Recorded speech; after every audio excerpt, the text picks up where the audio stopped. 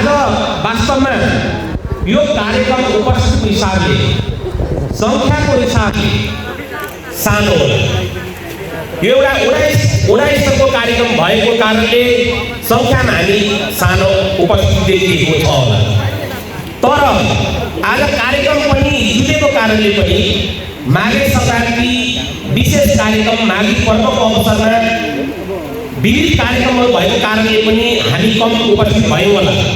तर यसको एउटा विशेष महत्त्व छ र यो विशेष उपस्थिति आज तपाईँहरूले मैले यहाँ पाएको छु। हाम्रो नेपाली कम्युनिस्ट पार्टीका हाम्रा सम्पूर्ण नेतृत्व स्थानीय नेतृत्वदायी भूमिका निर्वाह गर्ने कमरेडहरू चाहिँ हामीले यहाँ उपस्थिति उहाँहरूको पाइएको छ। यसले हामीलाई खुसी लागेको छ, गौरवको अनुभूति भएको छ। म यस अवसरमा यस कार्यक्रमको आयोजना गर्ने सम्पूर्ण आयोजक कमरेडहरूलाई 14 नम्बर वार्षिक दाजुभाइ दिदीबहिनीहरूलाई म नेपाली कम्युनिस्ट पार्टी तिरुगा नगर कमिटीको तर्फबाट म 16 नम्बर वडा तिरुगा नगरपालिका 16 नम्बर वडा कार्यालयको तर्फबाट यहाँलाई हार्दिक धन्यवाद व्यक्त गर्न चाहन्छु। यस कार्यक्रममा आमन्त्रित गरेर केही कुरा राख्ने मौका प्रदान गर्नु भएकोमा यहाँलाई धन्यवाद दिन चाहन्छु। स्वाभाविक रूपमा म धेरै लामो समय तपाईँहरूको अगाडि म भाषण भूषण धेरै कुराहरू राख्न चाहन्न। म खास गरेर आजको यस कार्यक्रममा आज एउटा हाम्रो पार्टीको एउटा वडाको बैठक अथवा समीक्षा कार्यक्रम, अन्तर्क्रिया कार्यक्रम र एउटा चाहिँ यो पिकनिक विशेष कार्यक्रम भएको कारणले धेरै कुराहरू हामीले गरिरहनु भन्दा पनि खास विषयवस्तुमा यहाँ तपाईँहरूले धेरै कुराहरू चाहिँ स्थानीय कमरेडहरूले धेरै कुराहरू राख्नु भएको छ। यो कुरातर्फ पनि म केही केन्द्रित भएर आफ्नो कुरा राख्ने यहाँसँग अनुमति चाहन्छु। खास गरेर अहिले यो नेपालको राजनीति अहिले तपाईँहरूले देखिरहनु भएको छ, दुई किसिमको अहिले सम्पूर्ण राजनीतिमा चाहिँ ध्रुवीकरण भइरहेको अहिले हामीले देखिरहेका छौँ। त्यति मात्रै होइन, अहिले धेरैजना विश्लेषकहरूले राजनीतिक विश्लेषकहरूले बौद्धिक वर्गहरूले देशको राष्ट्रियता खतरामा छ, देशको राष्ट्रियताप्रति नै यो अन्तर्राष्ट्रिय हस्तक्षेप बढ्दैछ भन्ने कुराहरू तपाईँहरूले सुनिरहनु भएको छ, सामाजिक सञ्जालमा हेरिरहनु भएको छ। र धेरैको कोणबाट हेर्दाखेरि यसो हेर्दाखेरि अहिलेको परिस्थिति यो केन्द्रीय आन्दोलन भनौँ 23-24को आन्दोलन पछिको परिस्थितिलाई हेर्दाखेरि अलिकति अव्यवस्थित ढङ्गले देश अब कता जाने हो, के हुने हो, राजनीतिक स्थिति के हुने हो, राष्ट्रलाई अगाडि कसरी अगाडि चाहिँ समृद्धिको यात्रामा अगाडि राष्ट्र कसरी जाने हो भन्ने कुराको एउटा चिन्ता चाहन्छ सबैलाई। तपाईँहरूलाई पनि छ। त्यति मात्रै अर्को परिस्थिति के छ भने केही नयाँ शक्तिहरू देखा परेका छन्। अहिले तपाईँहरूले हेर्नुहुन्छ भने राजनीतिमा एउटा आकर्षण र एउटा विकर्षणको परिस्थिति छ। अहिले नेपाली कम्युनिस्ट पार्टी लगायत अहिले यो रवि लामिछाने, बालेन्द्र शाहदेखि लगायत यस्ता नयाँ अहिलेका राष्ट्रिय स्वतन्त्र पार्टीहरू त्यतातिर ध्रुवीकरण हुने एउटा क्रम बढिरहेको छ भने देशका ठुला पार्टी बनाउँदा नेपाली काङ्ग्रेस अहिले विशेष महाधिवेशन पछि दुईटा पार्टी भएको छ, आफ्नो आधिकारिकता दाबी गरिरहेको छ निर्वाचन कार्यालयमा गएर। त्यति मात्र होइन, नेकपा एमाले को अहिले हेर्नुहुन्छ भने नेकपा एमालेको पनि एउटा देशको ठुला पार्टी बनाउँदा कार्यकर्ताहरू नेताहरू त्यहाँबाट विकर्षण भएर बाहिर जाने क्रम देखिरहनु भएको छ। यसरी हेर्ने हो भने राष्ट्र चाहिँ सङ्कटमा पर्ने अवस्थामा हेर्ने हो भने ठुला पार्टीहरू चाहिँ फुटमा चाहिँ विग्रहमा लाग्नु भनेको देशको लागि पनि एउटा घाटा हो, दुःखद कुरा हो। तर यति भन्दै गर्दाखेरि त्यो त्यतिकै यो परिस्थितिको सिर्जना भएको छैन। तपाईँहरूले हेर्नुभएको छ जेएनजी आन्दोलनमा हेलिकप्टर चढेर भागेका हाम्रा आम चाहिँ यो जेएनजी मुभमेन्टले आम नेपाली जनताले त्यो आन्दोलनद्वारा विस्थापित गरेका नेताहरू ठुला पार्टी बनाउँदाहरू त्यति बेलाका चाहिँ सरकार प्रमुखहरू अहिले भागेर जनता कहाँ गएर त्यति बेला भएको नरसंहार, त्यति बेला भएको जनमनको मानवीय क्षतिको आफ्ना आलोचना गरेर माग जनतासँग गएर माग्नु पर्ने बेलामा अहिले गुन्द्रुकतिर बसेर ठुल्ठुला गुण्डाहरू, ठुल्ठुला चाहिँ एउटा के भन्छ अराजकता फैलाउने समूहहरूलाई अगाडि राखेर अहिले राष्ट्रिय राजनीतिमा पहिलेको नियम बसाउनलाई, पहिलेकै एउटा धरातलमा आएर राजनीतिलाई अगाडि बढाउने नेतृत्व गर्ने, नेपाली जनतालाई फेरि चाहिँ झुक्याउने, नेपाली जनतालाई धम्क्याउने खालको हिसाबले चाहिँ एउटा गुण्डा राज चलाउने हिसाबले चाहिँ उहाँहरू गइरहनु भएको देखिएको छ। अब त्यसै गरेर हेर्नुहुन्छ भने ठुला पार्टी नेपाली कांग्रेस पहिलेको यो तपाईहरुले यो जुन अहिले विशेष महाधिवेशनको परिस्थिति कसरी सिर्जना भयो भनेर तपाईहरुले हेर्नुहुन्छ। जब देउबा नेपाली कांग्रेस सभापति बाहिर हुँदाखेरि यहाँ चाहिँ नेपाली कांग्रेसले एउटा निर्णय गर्यो। के भनेर निर्णय गर्यो भने नेपाली कांग्रेस आम चुनावमा यो अहिलेको चुनावमा भाग लिने भनेर गर्यो। तर यो संसद विघटित संसदलाई पुनर्स्थापना गर्नका लागि नेकपा एमालेका अध्यक्ष केपी ओलीको नेतृत्वमा नेकपा एमाले संसद पुनर्स्थापनाको पक्षमा थियो भने देउबा पनि बाहिरबाट आइसकेपछि के हो भन्नुहुन्छ यो पार्टीले गरेको एउटा निर्णयलाई, एउटा आधिकारिक निर्णयलाई नत्याएर उहाँ पनि फेरि केपी ओलीकै पारामा, केपी ओलीकै सारथी बनेर संसद पुनर्स्थापनाको लागि केही आफ्ना आसेपासे माननीयहरू लिएर जब उहाँ चाहिँ सर्वोच्च अदालत जानुभयो त्यसपछिको परिणाम चाहिँ यो आयो। यसको मतलब के हो भने देशमा अहिले जुन किसिमको परिस्थिति छ, जुन किसिमको आन्दोलनले स्थापित गरेका एजेन्डाहरू छन्, अहिले धेरैजना हाम्रो यहाँ पूर्ववक्ता यहाँ हाम्रो अगम सरले कुरा राख्नुभयो, उहाँ चाहिँ एउटा मेरो आदरणीय मामा पनि हुनुहुन्छ। अहिले एजेन्डाको खाँचो छैन। एजेन्डा जनताले निर्वाचित जनप्रतिनिधिलाई, सरकारलाई यो भएन, यो कुरा चाहियो भनेर अहिले सुशासनका कुरा, भ्रष्टाचार विरुद्धको अभियानका कुरा, रोजगारीका कुरा, देशलाई समृद्ध बनाउने कुरा, देशलाई समाजतर्फ उन्मुख गराउने कुरा, देशमा चाहिँ एकदम एउटा देशलाई चाहिँ एउटा हराभरा बनाउने कुरा, नागरिकले चाहिँ सामाजिक न्याय पाउने कुरा, यस्तो एजेन्डाका लागि चाहिन्छ। अब नेताहरू यसरी किसिमले सुध्रिनुपर्छ भनेर एउटा जनताले थुप्रै एजेन्डाहरू चाहिँ अब जनताले के चाहेको छ भन्ने कुरा कुनै नेताहरूलाई कुनै यो कुरामा अनभिज्ञता छैन। किनभने हाम्रो नेपाली कम्युनिस्ट पार्टीले अहिले जुन किसिमको जयन्ती आन्दोलनले उठाएको एजेन्डाहरू तपाईहरुले हेर्नुहुन्छ भने नेपाली कम्युनिस्ट पार्टीले धेरै अगाडि नै यो कुराको सुरुवात गरेको हाम्रो पार्टीका चाहिँ श्रद्धेय अध्यक्ष कमरेड प्रचण्डको नेतृत्वमा भएको सरकारले भ्रष्टाचार विरुद्धको अभियानलाई अगाडि ल्याएर जनताको आशाको किरण जगाउने काम चाहिँ सुरुवात भएको। आज त्यही केन्द्रको पहिलो माग भनेको सुशासन र भ्रष्टाचार विरुद्धको अभियान छ। नेताहरूले सचिने रूपान्तरणको कुरा छ, सामाजिक न्यायको कुरा छ, यो संघीय लोकतन्त्र गणतन्त्रको संस्थागत विकास भएको नागरिक हेर्न चाहन्छ।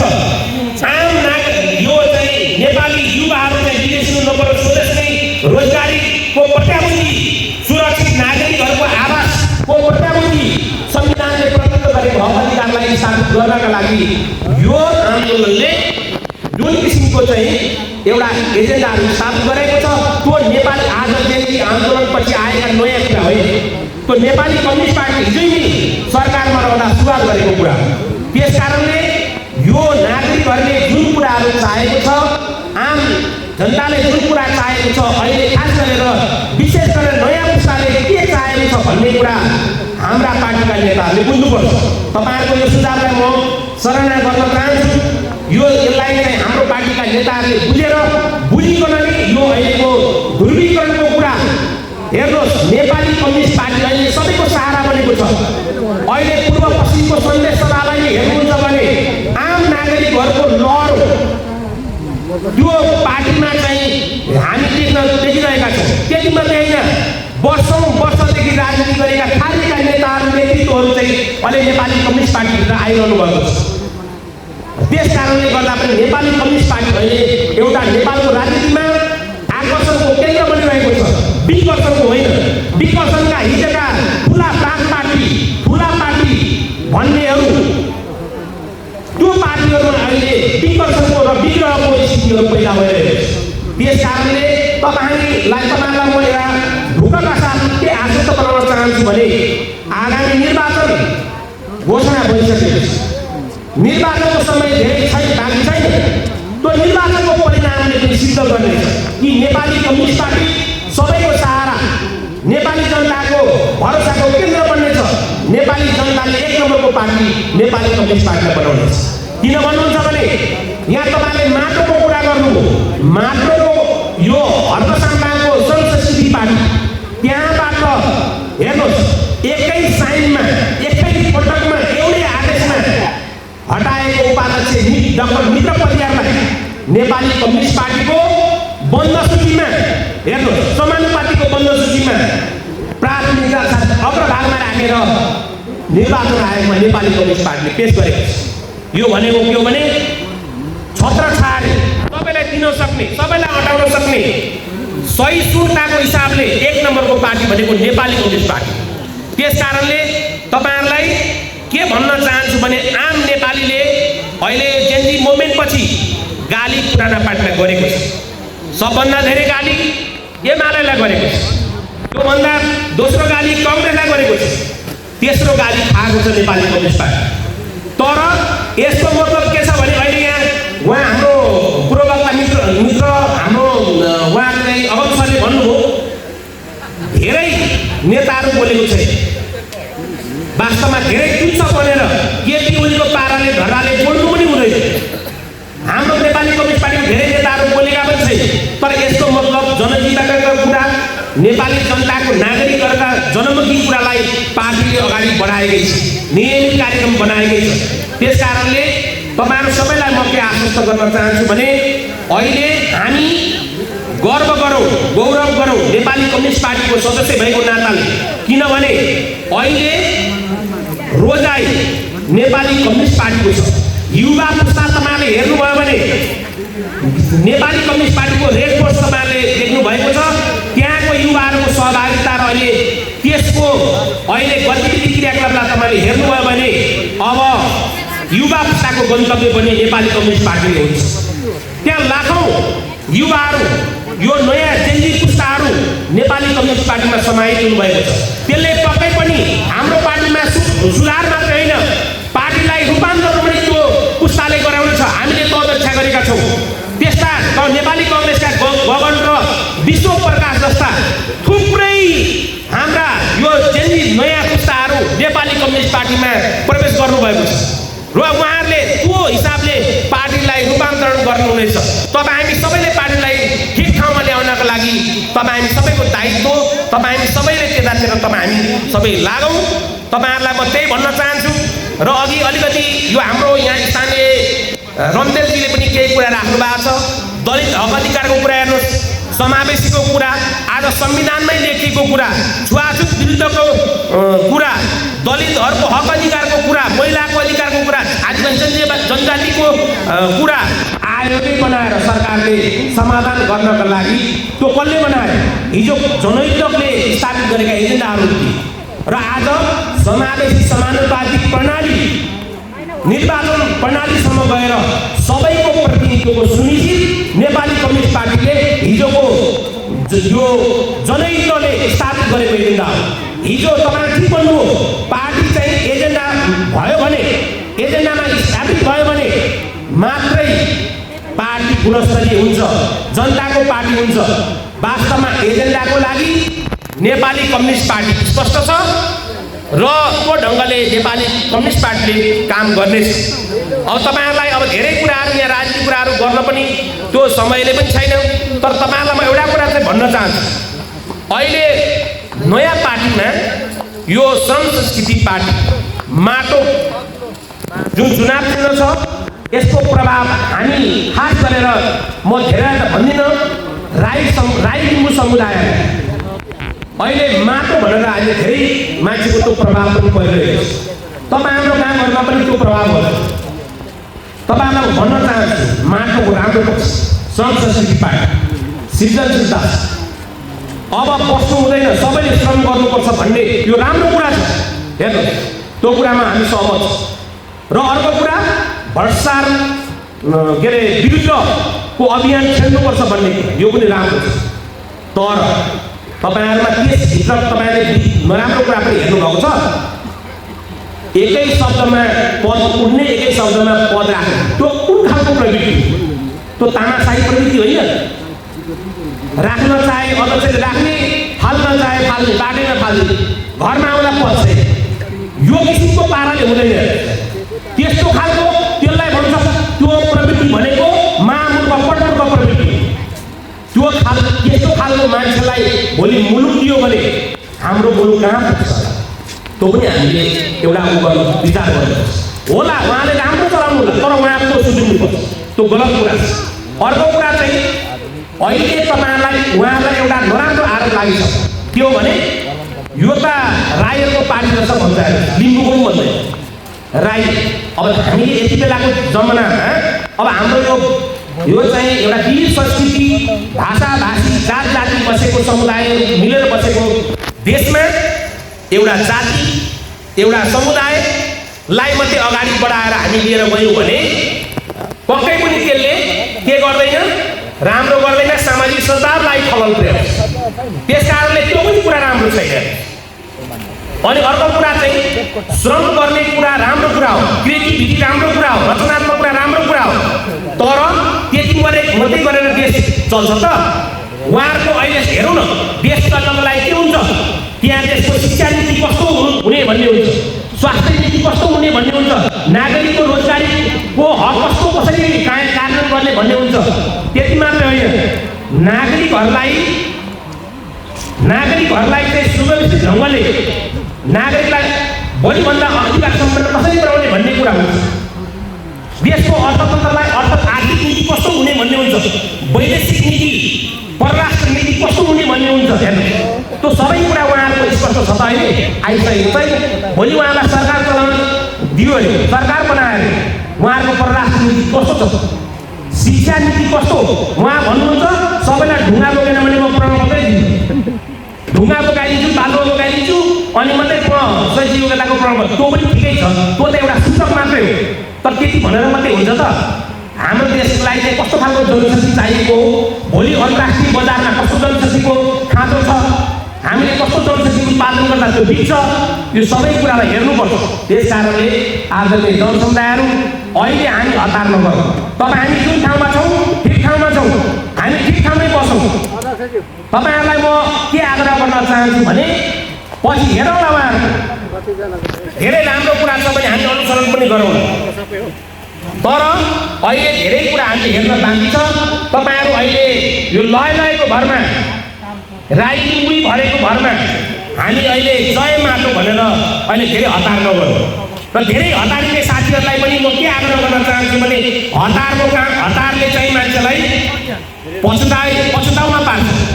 अहिले तपाईँहरू यही 14 नम्बरको पूर्व वडाध्यक्षज्यू हाम्रो एकजना मेरो आदरणीय के अरे मेरो चाहिँ एउटा मित्र हुनुहुन्थ्यो, सहकारी मित्र हुनुहुन्थ्यो। उहाँ अहिले देख्नु भएको छ नि, उहाँले यत्रो तपाईँलाई त्यो गरेर 5% नेतृत्व दिनुभयो, सरकार प्रमुख दिनुभयो।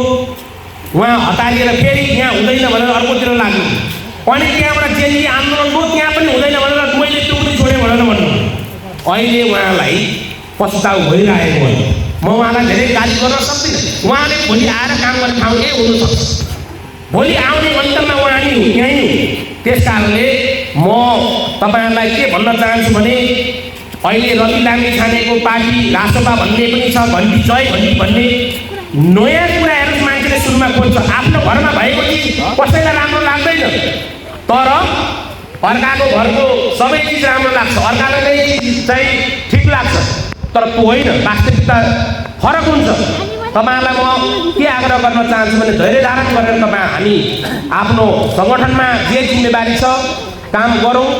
तपाईँहरू जस्तो धेरैजना युवा यहाँ बहुदिन साथीहरू पनि हुनुहुन्छ, तपाईँहरूलाई पार्टीले उचित जिम्मेवारी दिनेछ। हाम्रो पार्टीको अहिले एकतामा हेर्नुहोस् 17-18 वटा घटक मिलेर अहिले नेपाली कम्युनिस्ट पार्टी बनेको छ।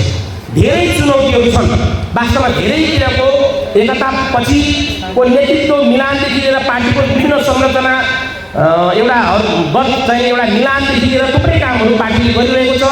त्यस कारणले गर्दा पार्टीले चाहिँ भोलि आफ्नो एउटा धेरै यो सङ्गठनात्मक एउटा केन्द्रीय स्तरमा काम भइरहेको कारणले, त्यो सम्पादन समितिले गरेको कारणले जिल्ला अब यो गाउँ लेभलमा वडा लेभलमा कार्यक्रमहरू गतिविधिहरू कम भएका होला। तर तपाईँहरू अहिले धन्दा नमान्नुहोस्, तपाईँहरूलाई प्रशस्त कार्यक्रमसहित हामी आउनेछौँ, एजेन्डासहित आउनेछौँ। हामी त्यही भनिरहेका छौँ, नेपाली कम्युनिस्ट पार्टीको एजेन्डा संसारले उजागर गरिसक्यो। अहिले केन्द्रीय आन्दोलन पछि त झन् नेपाली कम्युनिस्ट पार्टीले चाहेको एजेन्डा, नेपाली कम्युनिस्ट पार्टीले एजेन्डा बोक्यो तर नेतृत्व भएन र अहिले यो जेएनजी आन्दोलन पछिको उपलब्धिहरू संस्थागत हुन सकेन। त्यो एउटा कमजोरी रह्यो जेएनजी आन्दोलन पछि। किन भन्नुहुन्छ भने त्यो उहाँले पनि स्वीकार गर्नुभएको छ। आन्दोलन त भयो, उहाँले चाहे जस्तै उपलब्धि छोटो समयमा उपलब्धि हात पर्यो, तर त्यसलाई टिकाएर लाने भोलि एउटा परिपक्व नेतृत्वको अभावको कारणले त्यो आन्दोलनको उपलब्धिहरू गुम्ने खतरा छ। तर तपाईँ हामीले त्यसमा खबरदारी गर्नुपर्छ। नेपाली कम्युनिस्टको जेएनजीहरूको आन्दोलनको मात्रै एजेन्डा होइन, त्यो नेपाली कम्युनिस्ट पार्टीको एजेन्डा हो। त्यस कारणले त्यसको कार्यान्वयनको निम्ति तपाईँ हामीले खबरदारी गर्न जरुरी छ। त्यसमा हाम्रो स्वामित्व छ र तपाईँहरूलाई म अर्को कुरा एउटा आग्रह गर्न चाहन्छु। जेएनजी पुस्ताको साथीहरूलाई पनि म एउटा आग्रह गर्न चाहन्छु। एउटा उहाँहरूको यो ठुलो आन्दोलन रूपान्तरणको निम्ति, देशलाई एउटा चाहिँ परिवर्तनको निम्ति उहाँहरूको ठुलो योगदान छ, रगत पसिना सहितको योगदान छ। तर उहाँहरूको पनि एउटा गलत नजिर, गलत भाष्यहरू चाहिँ स्थापित हुँदैछ। नयाँ भन्नु बित्तिकै पुराना निषेध है, पुराना पार्टीवाद झोले भनेर उहाँले विभिन्न भन्नुहुन्छ। ठिक छ, झोला बोक्यो, झोले भन्यो कसले, म झोले हुँ भनेर कसैले भन्यो होला, झोले भन्ने शब्द कसैलाई प्यारो लाग्यो होला, कसैले त्यसको व्याख्या गरेर हिँडे होला, त्यसलाई पुष्टि गर्न हिँडे होला। तर समग्रमा विकास भनेको, समग्रमा देश बनाउने भनेको सबै पुस्ताको संयोजनले हो, सबै पुस्ताको योगदानले हो। त्यस कारणले पुराना पुस्ताले अब बाद हामी नयाँ पुस्ताले मात्रै देश चलाउँछु भनेर भन्दाखेरि त्यो सम्भव छैन। त्यस कारणले उहाँहरूले पनि त्यो कुरालाई बुझ्नुपर्छ भन्ने कुरा राख्दै अब यहाँ हाम्रो प्रमुख अतिथिज्यू बाँकी हुनुहुन्छ। त्यस कारणले गर्दाखेरि समय अभाव पनि छ तपाईँहरूको।